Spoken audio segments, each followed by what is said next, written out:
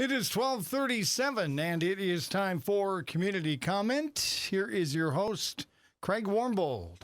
Well, thank you very much, and good afternoon. Welcome to Community Comment, video streaming today at dailydodge.com as we continue our look at the April 7th election. We have got a full calendar in the month of March, even reaching into early April, of candidates in various races. Next week, we'll be sitting down with the candidates for mayor of Beaver Dam, the Dodge County judges race. We'll have a one-on-one conversation with those candidates, along with contested races that are going on in Mayville for the mayor's seat. Looks like there's a couple contested, a couple mayoral write-in candidates that are challenging the Mayville mayor, and we'll make arrangements to hopefully sit down with all of those candidates here in coming weeks. Today's show, no exception. We are looking at one of the school funding referenda that is going to be appearing on April ballots. Our guests are with the Dodgeland School District today.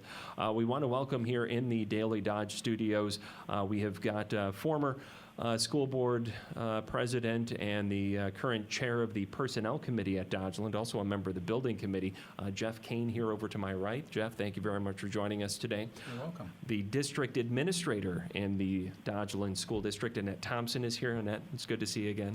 Thank you. And the current school board president, also the chair of the building committee, Dave Beal, is here with us in the studio. It's good to see you again, too. Thank you. So we would like to begin the program really quite simply by maybe just reading the wording of what's going to appear on the ballot. So if I don't know who's been pre-designated for this type of thing, but if one of you guys could do that, we'd appreciate it. Sure. This is the official ballot language.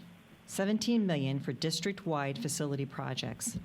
Shall the Dodgeland School District, Dodge County, Wisconsin, be authorized to issue pursuant to Chapter 67 of the Wisconsin statutes general obligation bonds in an amount not to exceed $17 million for the public purpose of paying the cost of a district-wide school facilities improvement project consisting of district-wide building systems and infrastructure updates and safety, security, and site improvements, construction of an addition and renovations to the technology education area, renovations to classrooms, learning spaces, the library media center, commons, and offices, and acquisition of furnishings, fixtures, and equipment.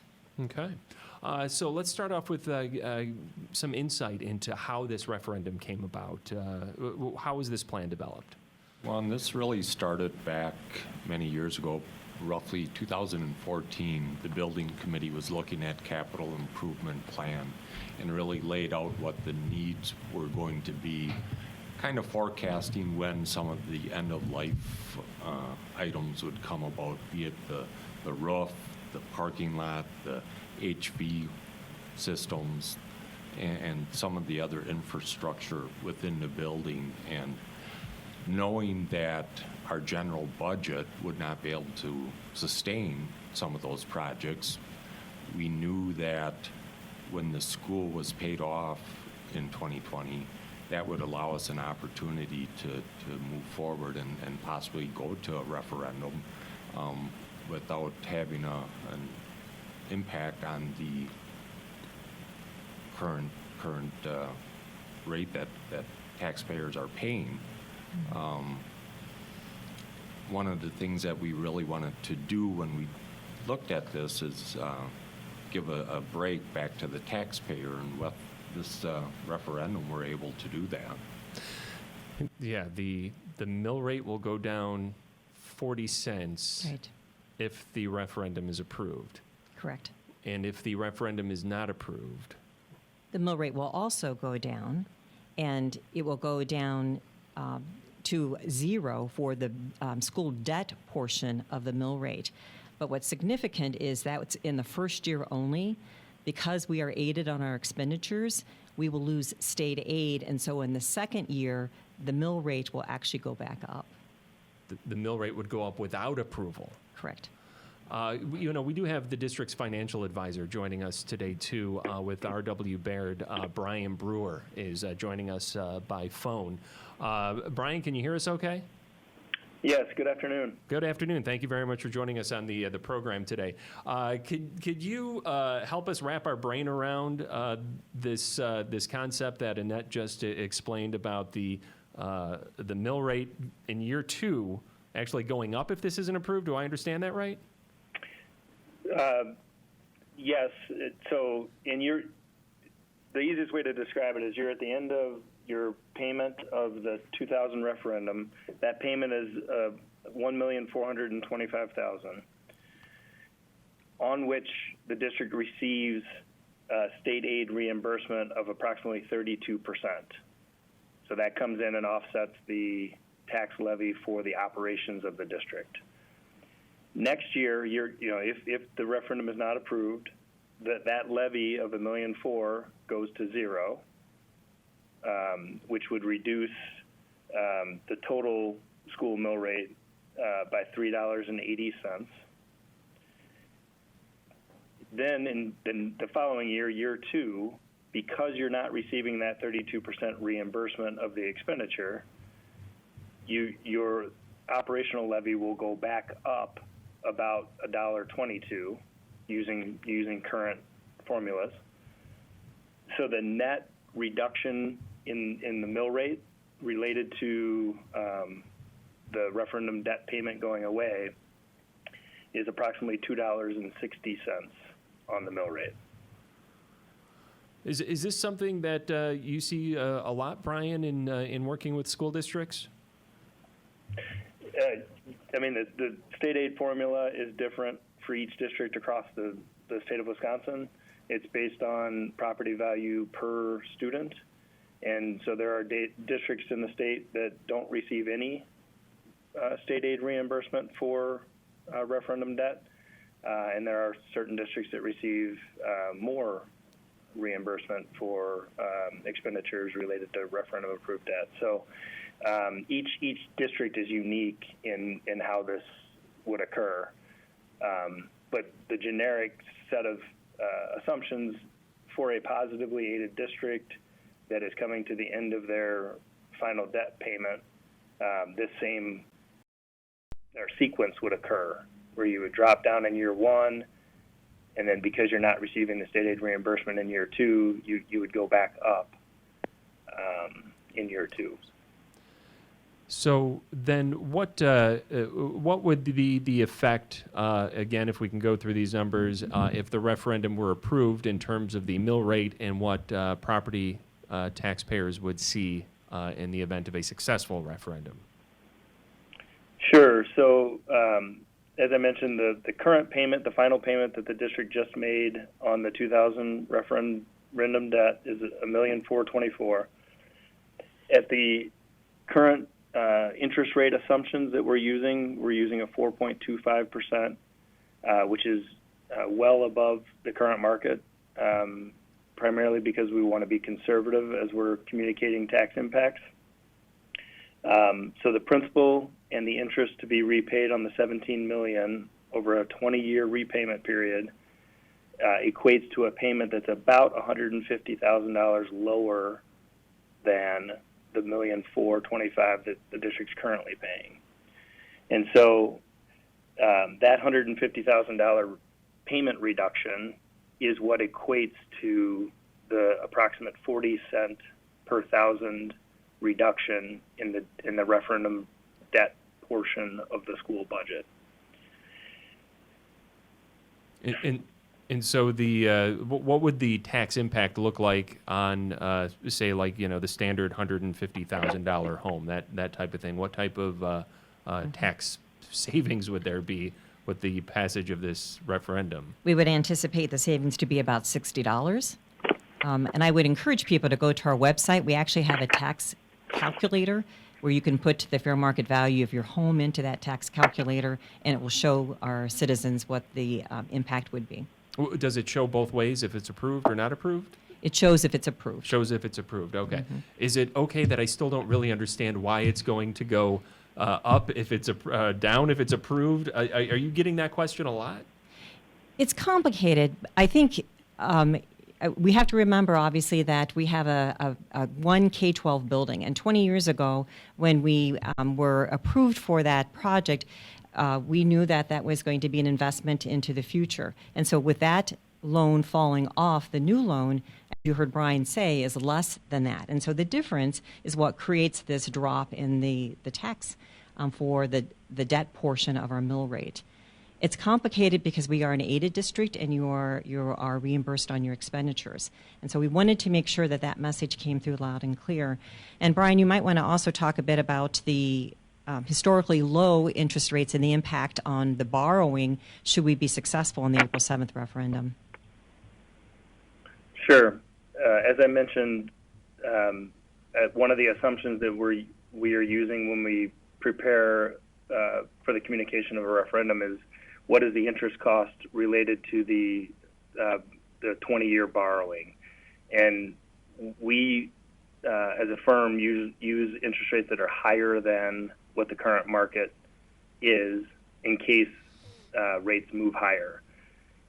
Over the recent weeks and months that we've been working with the district, rates have not moved higher. They've actually moved lower. And in the past week, U.S. Treasury interest rates have set new historical lows. And so one of the talking points that was discussed with some of the recent community meetings was, what does an interest rate, 1% movement in interest rate mean on a $17 million borrowing for 20 years? And so for each 1% that rate is lower than what we're estimating, that reduces the interest cost by $2 million over the 20-year repayment period. Currently, financings in Wisconsin for schools are about 1.5% lower, so somewhere in the 2.75% range for 20-year financing, which means that, if this were approved and the district could lock it in this environment, that would avoid approximately $3 million of interest cost that does not need to be collected in taxes and repaid over the next 20 years. So significant cost avoidance, given that the market is at current historical lows. So it's significant because our taxes can drop for our citizens. We are able to meet the needs of our students at this time. And if we are not successful, we don't know what the interest rates are going to be, but the needs are still going to be there. So we have a window of opportunity to lower taxes, borrow when rates are historically low, and meet the needs of our students. The purpose of the funding, if we'll move a little bit away from the finances here and more into the specifics of how the money would be used if the referendum would be approved in the Dodgeland School District. Three main areas, again, educational spaces, safety, and infrastructure. Some might ask out there, it is a 20-year-old school, is that essentially what it is? Why do some of these things need to be done at all in such a newer school? Well, just backtrack a little bit from what Dave Beal was talking about. We began in 2014 doing a capital improvement analyzation of our school, and soon realized that there was, as Dave said, there would not be enough monies in our general funds to do some of these major capital improvements that are going to be needed. So the next step was the board contracted with Bray Architects and Myron Construction to do a complete facilities analysis of our school. And that analysis determined that there were needs that we did not even realize within our capital improvement plan, and these needs required some way to fund that just wasn't going to be available through our general funds. It just wasn't going to happen. I'm at 20 years, yes, there's still a lot of life left in that building, but things like HVAC and pavement basically is a 20-year life expectancy, and many of the other consumable items within a building just need to be replaced when a building gets to be that age. And so this is a a wonderful opportunity to, to fund these needed improvements and yet give our taxpayers a break. And that's what the school board intended to do. There were other things that we would have liked to include in this referendum, but we felt it very important that we gave our taxpayers back some of their money, and that's what this referendum will do. The infrastructure, one component of that. Educational space is another major component to this, I would assume. Walk us through what those changes would be for educational spaces in the Dodgeland School campus. Sure. In addition to the needs that Jeff described through the facility study done by Bray Architects over the summer, which I would also tell you is on our website. Anyone interested in looking at that detailed study may go to our website. That complete document is a link that they can find on the website. We also then did a survey of our staff, and we did listening sessions with the staff. We did listening sessions with the community, and ultimately we did a large community survey. And that helped define what we're determining our needs. We put them in 3 different categories, as you've been sharing, Craig: the safety and security, the educational spaces, and the infrastructure. We wanted solutions to those identified needs, and so each part of what we are going to ask for in the referendum is aligned to one of those 3 categories. So if we start, let's say, into the parking lot, which may be an odd place to begin, but we'll start on the exterior and move into the inside of the building.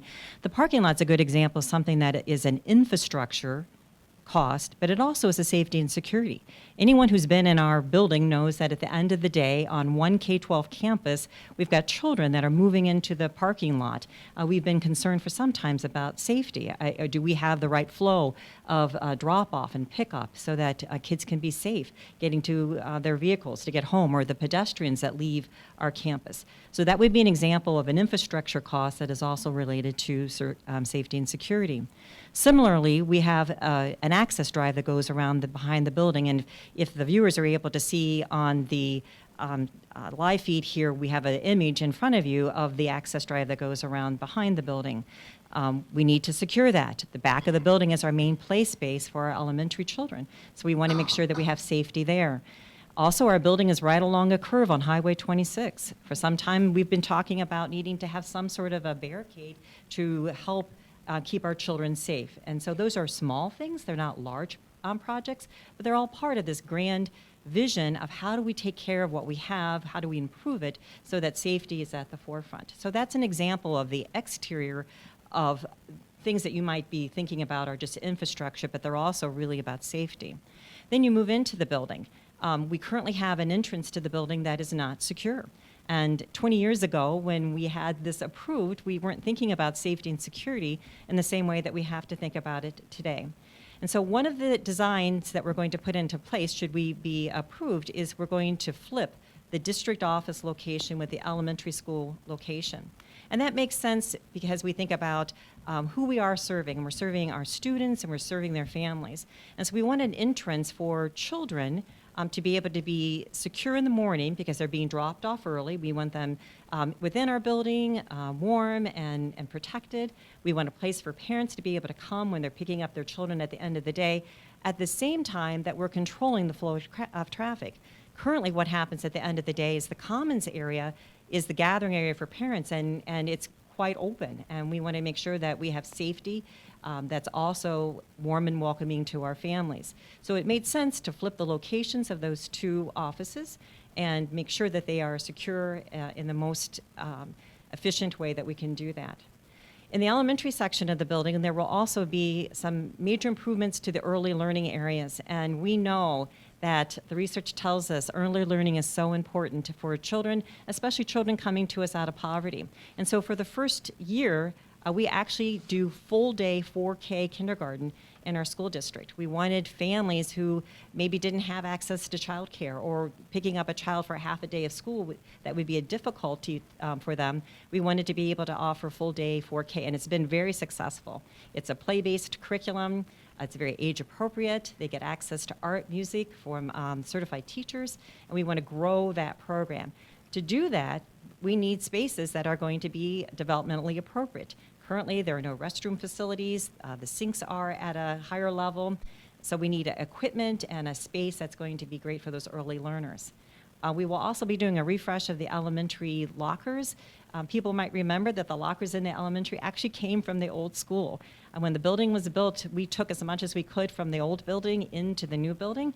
And so they've had their useful life, and they're fine, but they're not appropriate for elementary children. When they're changing their boots, they're sitting in puddles.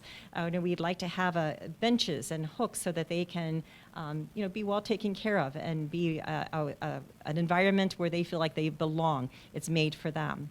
So that's on the elementary section of the building. Then moving into the middle school, when we listened to our staff, we heard that the middle school needs an identity. Currently, it looks much like a part of the high school. And what do we know about middle school students? Well, they're interested in their peers. They want to make sure they're making connections. We did not have collaborative learning spaces where they can do small group projects, where they can meet and debate, and the things that we know are engaging to students. And so the plan calls for some collaborative learning spaces that we think will be really helpful to our middle school as we think about having real-world experiences, to be able to do work together. We think that this space will be just really well designed for that. And we don't lose the space that we currently have for like our instructional coach and special education. Those spaces are still there. They're just being redesigned and repurposed. So we think that that would be meeting the educational needs of our middle school students. Then you move into the high school, and this is where we have the biggest part of the cost of the building. When we looked at needs, we recognize that we have students that are graduating that want to go to a 4-year or 2-year college. And I think we do a really excellent job of preparing those students for that choice. But we also have students who are interested in the trades. And we offer at Dodgeland Project Lead the Way, which is a hands-on STEM, science, technology, engineering, mathematics curriculum, 8th grade, or from kindergarten through 8th grade. But we're not able to offer it at the high school because we don't have the space for it. We'd like to offer robotics, automation, courses that we know our students would be interested in, and we believe that would be value for their lives as adults, that they can maybe stay in our area. They may be able to fill the employee pipeline that we need for our local manufacturers, if that would be their choice. And so that's the part of the building that's going to change in terms of its footprint. None of the other parts of it have any square footage being added. The only square footage added is in the tech ed area, and there will be an addition to that space, and that will have laboratories and classrooms so that we can bring to our students this reinvigorated STEM, science, technology, engineering, mathematics, learning experiences for them. We're speaking with the officials from the Dodgeland School District here, talking about a $17 million referendum appearing on the April ballot. During election coverage here on Community Comment, we typically don't open the phone lines when candidates appear on the program. But during referendum topics, we do allow the phone lines to be open. We do have a caller that it's my understanding is hanging on the line, and we'll try to get this call in before we take. We a do break not here. have a caller, Craig. Okay, well, I apologize. There was maybe a longer answer than I think we had anticipated when I asked it a few minutes ago, but very thorough answer, and I thank you for that. Why don't we go ahead and get that break out of the way then? Here at the top of the hour on AM 1430 WBEV. Our guests once again are with the Dodgeland School District, Jeff Kane, Dave Beal with the school board, Annette Thompson is the superintendent, Brian Brewer also joining us by phone from R.W. Baird, that's the financial advisor for the district. We'll all be back here in just a few minutes. No appointment necessary for the Quick Lane Oil Change at Countryside Ford in Columbus. 10% military discount every Monday and senior citizen discount on Wednesday. Countryside Ford, 330 Transit Road, Columbus. Hometown Glass and Improvement does windows, doors, and more. Hometown Glass and Improvement has been in business for over 32 years.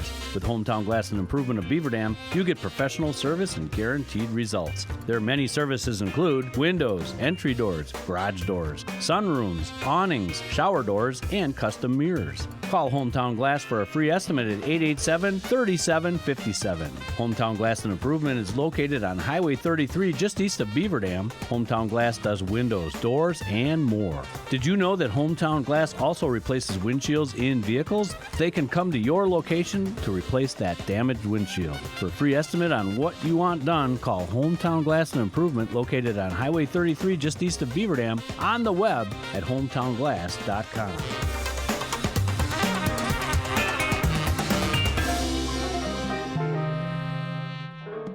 Being in the Army National Guard is about more than serving your country. It's about being there for your community when your neighbors need you most. The Army National Guard makes college affordable, and serving part-time can help you graduate debt-free.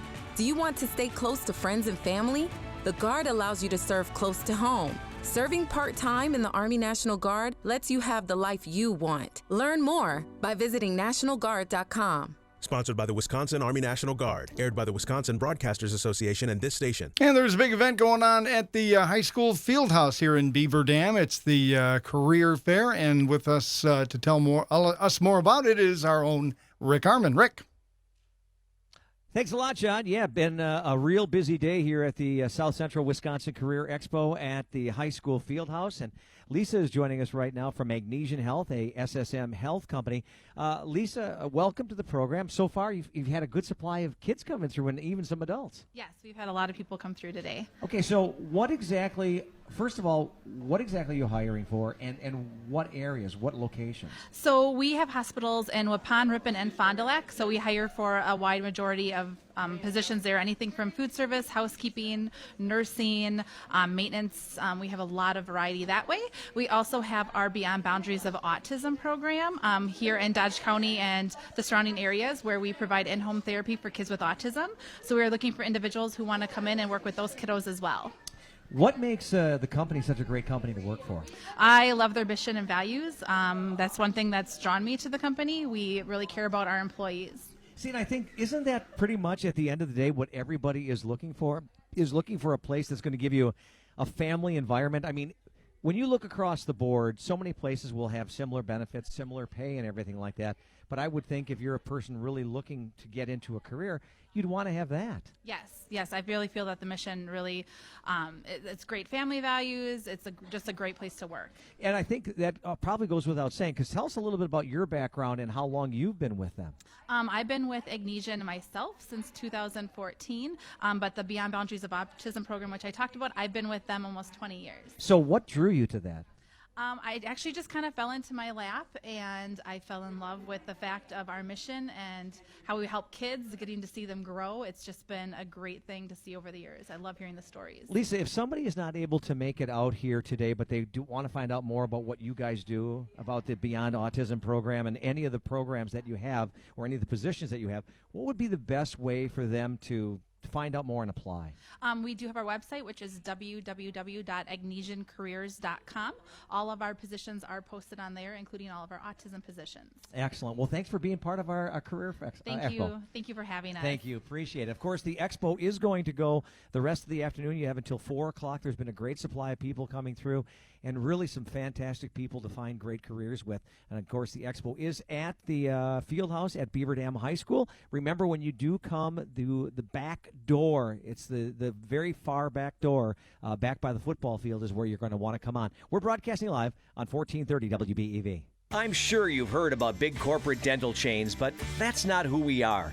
Dentistry of Wisconsin is locally owned with local dentists and 2 locations, Beaver Dam and Waupun. We offer nearly every service you may need and very little, if any, reason to refer out. Come see us or call us today, 920-887-2112, and let Doctors Metzger, Truckenbrod, and Werner and our entire staff put you at ease. Dentistry of Wisconsin, where your smile means more. Good Karma Brands is proud to be an equal opportunity employer. Our policy is to provide equal opportunity employment, development, and advancement to all current and potential teammates. If you are an organization that wants to learn more about careers with Good Karma Brands, please email careers@goodkarmabrands.com. Just in time for spring, the Fireside Theater in Fort Atkinson presents Broadway's hottest show. Guys and Dolls, the perfect musical comedy, is now live on stage at the Fireside. The whole family will be entertained with such unforgettable characters as Nathan Detroit, Nicely Johnson, and of course, Miss Adelaide. In other words, just been worrying whether the wedding is on or off. A poison can develop a cough. With a magnificent cast, show-stopping dances, marvelous costumes, this is the production not to be missed. Featuring all the classic songs, such as Luck Be a Lady, and everyone's favorite, Sit Down, You're Rockin' the Boat. Sit down, sit down, sit down, sit down, sit down, you're rocking the boat. Every ticket to the Fireside includes a superb dinner prepared by award-winning chefs and a chance to visit their spectacular gift shops. Order your tickets now. Call 800-477-9505 or visit firesidetheater.com. Guys and Dolls, only at the Fireside Theater. On April 7th, please join me, Dodge County Sheriff Dale Schmidt, in voting for James Sempf to be our next Dodge County Circuit Court judge. I have worked with James Sempf for the vast majority of my career and have found him to be one of the most brilliant lawyers around. He not only has the intelligence to be an excellent judge, but he also has the right temperament and experience to go with it, while also protecting our civil and constitutional rights. You will not find a better person to serve on the bench than Judge James Sempf. Authorized and paid for by Friends for James Sempf, Karen Sempf, Treasurer. Check out the latest information on station contests at dailydodge.com. Brought to you by Hometown Glass and Improvements. And now let's rejoin Craig Warmbold with Community Comment. Our guests are with the Dodgeland School District. We've got Superintendent Annette Thompson here with us. I hope I didn't. I've had Annette on yesterday, and today, Annette Thompson here with us from the Dodgeland School District, along with School Board President Dave Beal, Jeff Kane, former school board president, and he's on the building committee now, and your president, chair of the personnel committee. I believe Brian Brewer is still with us from R.W. Baird, the financial advisor for the district as well. Brian, you're still there? Yes, I am. Well, good, because I'm still kicking this around. So let's see if I got it right this time. So if the referendum is approved, the mill rate goes down 40 cents. If the referendum is not approved, the mill rate goes down $3.82 in year one, and then it goes up again $1.22 to sit at $2.60. A reduction of $2.60, yes. That would be a reduction of $2.60, correct? Correct. Your points are, though, that the needs are still there. Correct. Correct. If the referendum does not pass and you see that reduction, the needs that we have identified are still there. And then we'll have to look how to fund those needs in the future, which then can create sort of a piecemeal effect. But also the other thing that won't occur, is the additions to the tech ed section, and those were strongly supported by the citizens that did the surveys. Okay. I want to talk about those surveys a little bit more, but first, we do have a caller on the line, and we'll go to the phones and say, good afternoon, welcome to Community Comment. Good afternoon, and Craig, I'll try not to get too political. I know you don't like those questions from me, so thank you all for being there.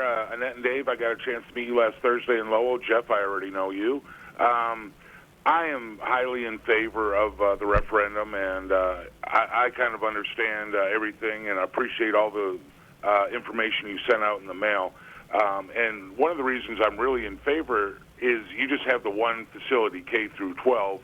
So by passing this referendum, it's not like next year we'll have another facility to worry about, or another one, elementary, high school, middle school, all separate. This should be pretty much it for the foreseeable future. So that's one of the reasons I'm really in favor of it. Now, I talked to a lot of neighbors, so I'm passing these questions on. I'd like to ask 3 real brief questions, and I'll hang up and listen to your answer. The number one is what is, like, you don't have to give me an exact number, but I'm sure you get an annual budget. What does that, the money you get there, how do you use that, and how do you prioritize that, would be question one. You kind of started answering question 2. If it didn't pass, what could you do, and how would you prioritize that? Obviously, losing the tech things would be not a good draw for a lot of students.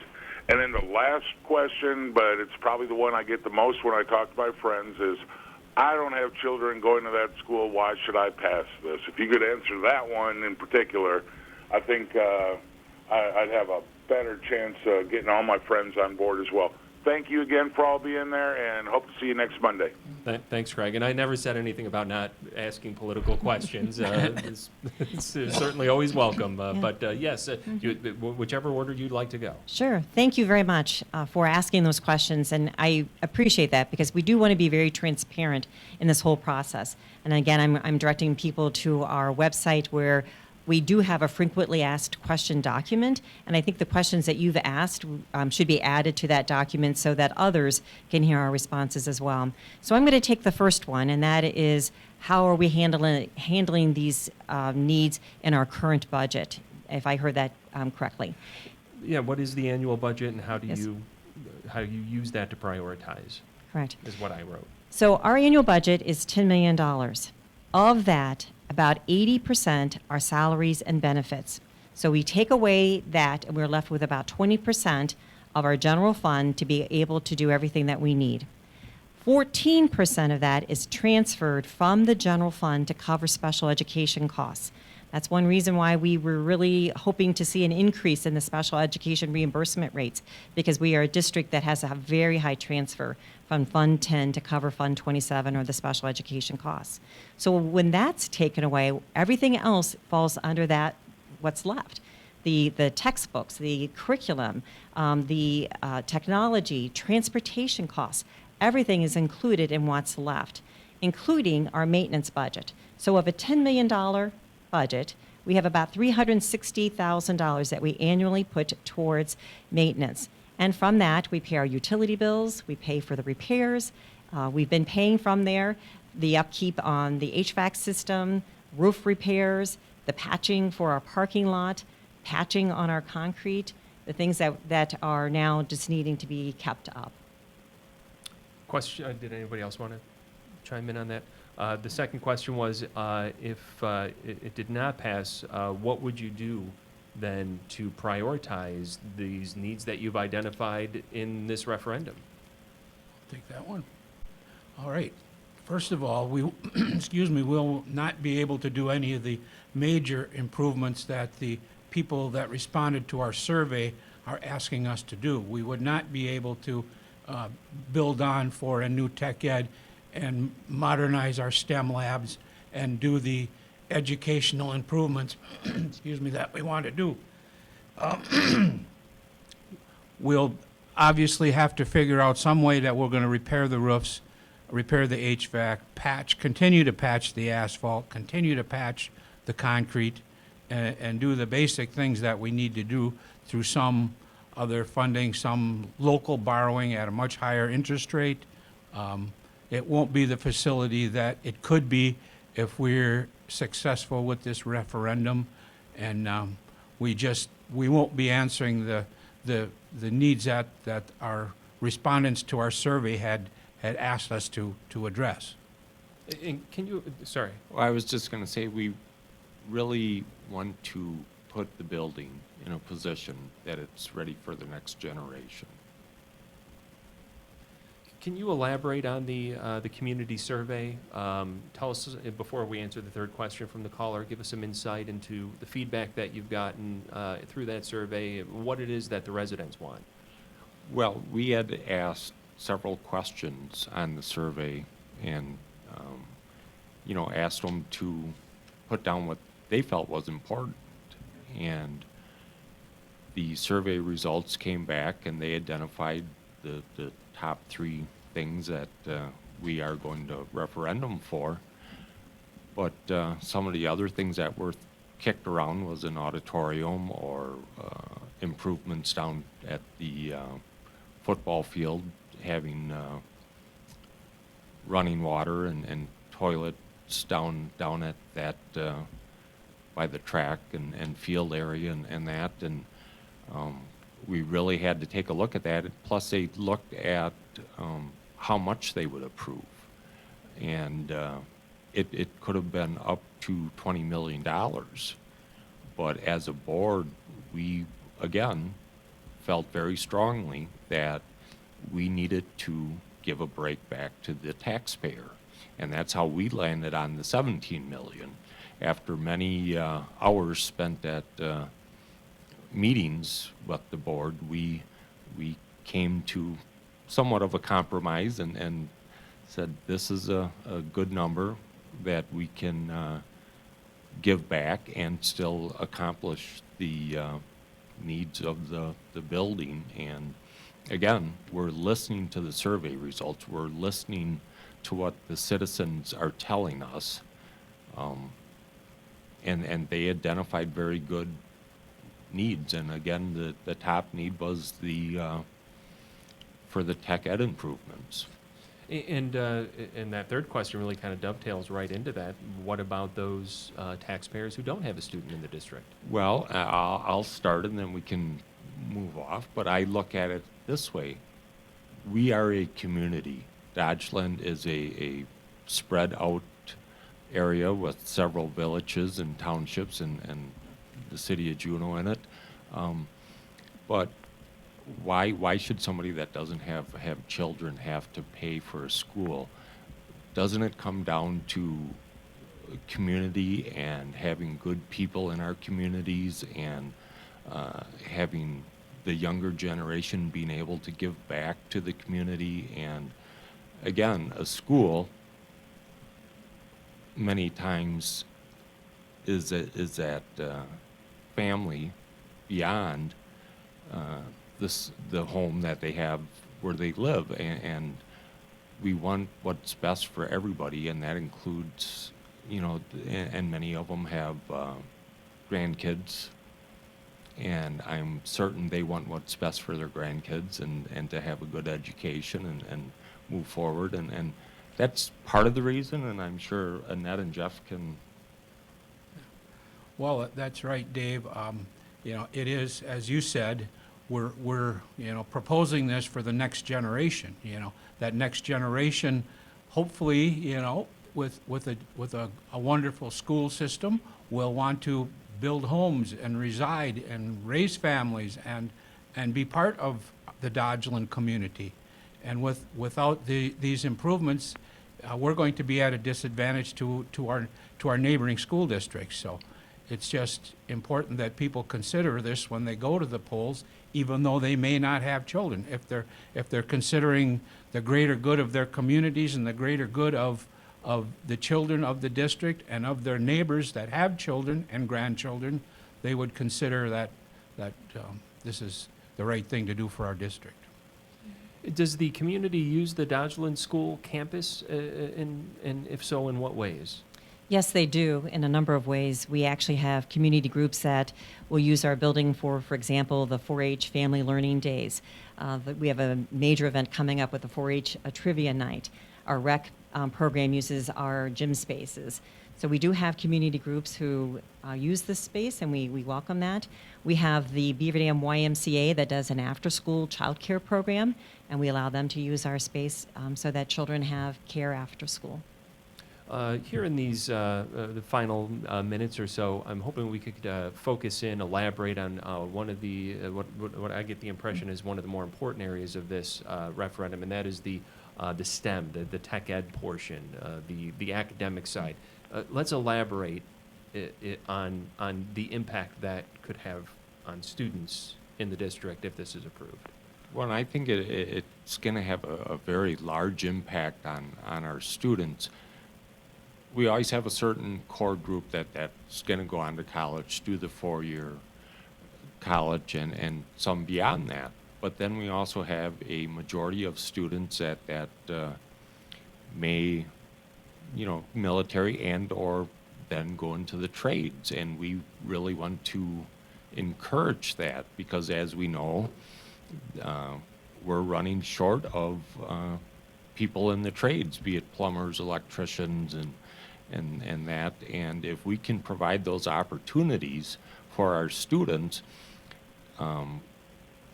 they have a better chance of success when they go out into the work world.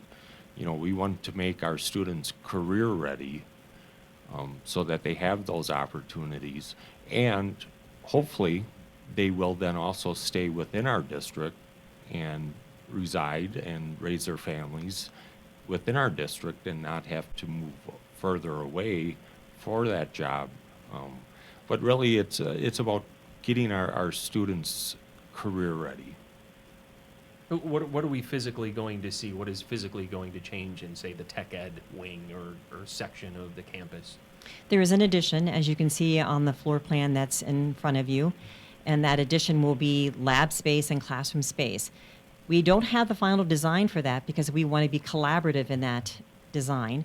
So our tech ed teachers would be vital in having conversations, visiting other schools, what spaces work, what doesn't work.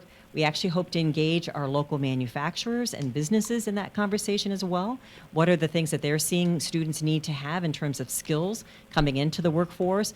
And also, I would say it's college and career ready, because if you want to be an engineer, you're going to need to have those hands-on skills as well, right? And so to be able to do both for our students is something that we're very excited about, and we believe that it will be engaging to students because they learn when they see the relevance of what they're doing. And so hands-on learning in a space that is created with a visionary idea of skills that they're going to need today, but also to take them into the future.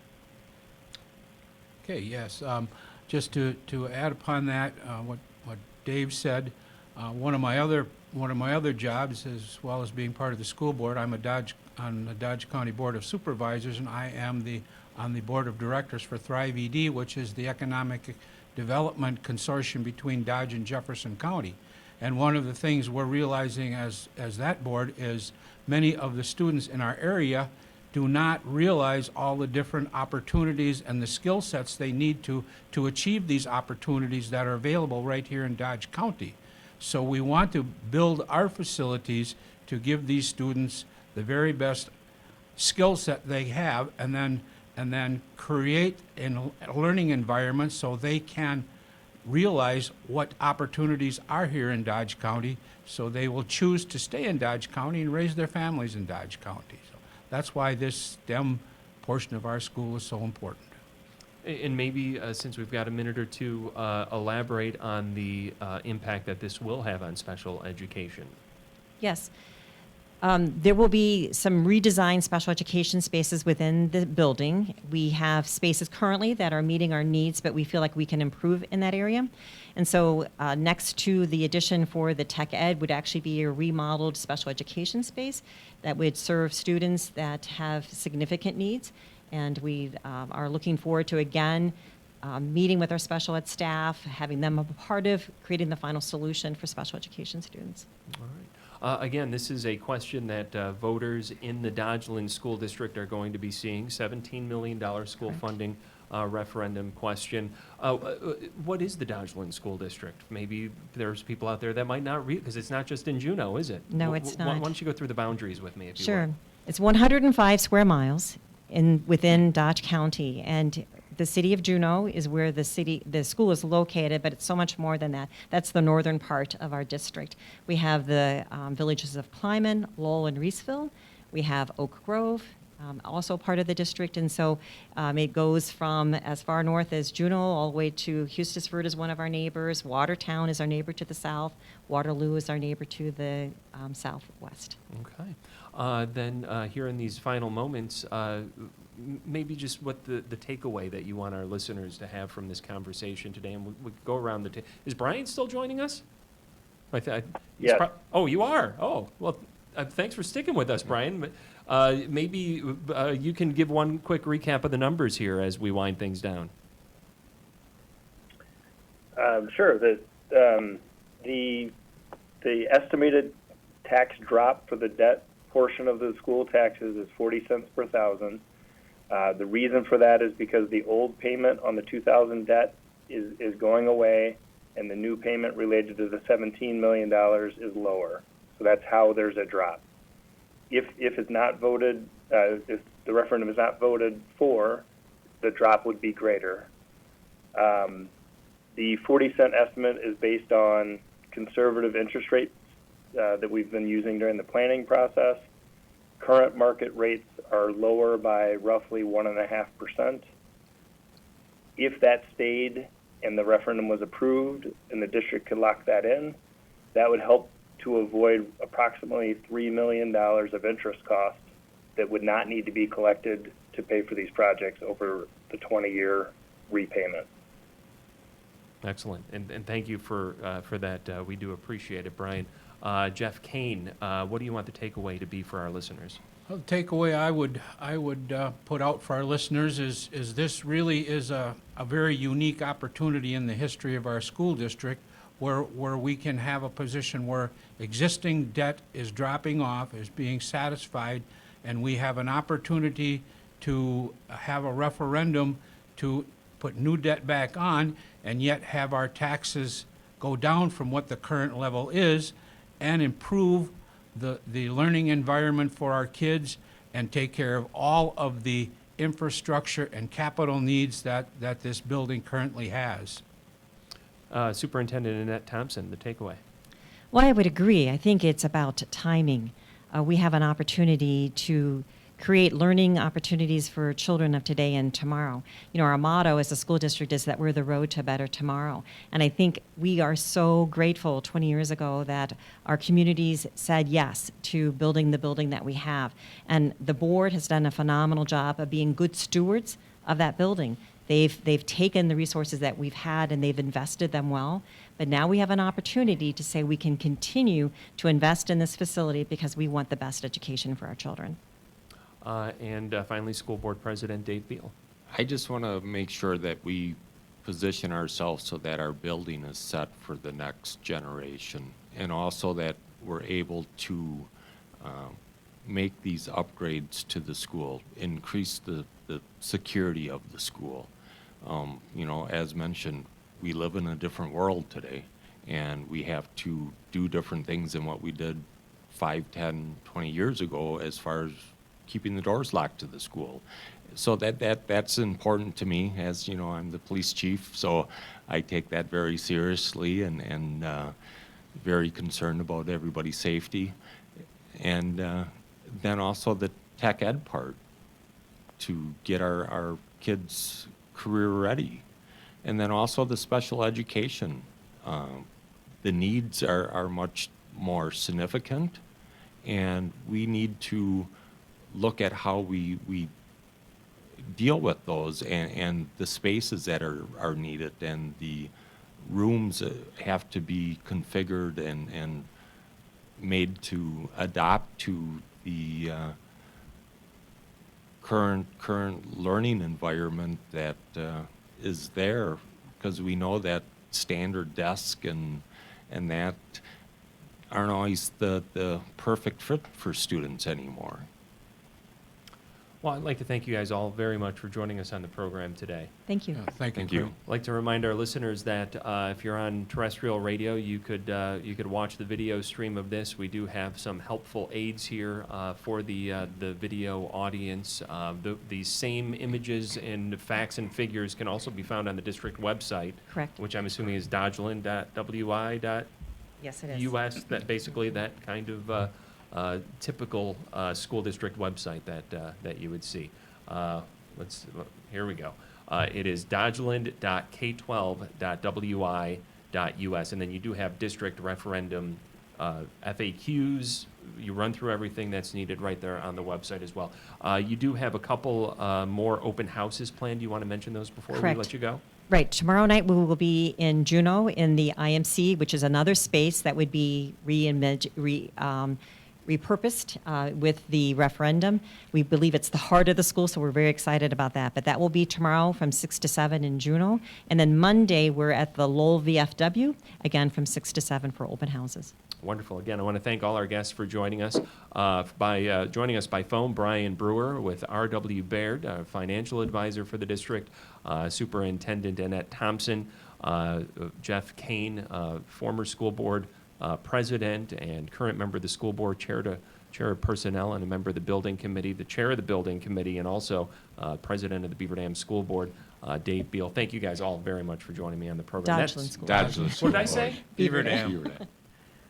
I almost made it through the whole program. I didn't call you Annette Duman, though, did I? No, you did not. All right. Well, then that's a victory But for me. I would be honored if you did. That's going to do it for today's community comment.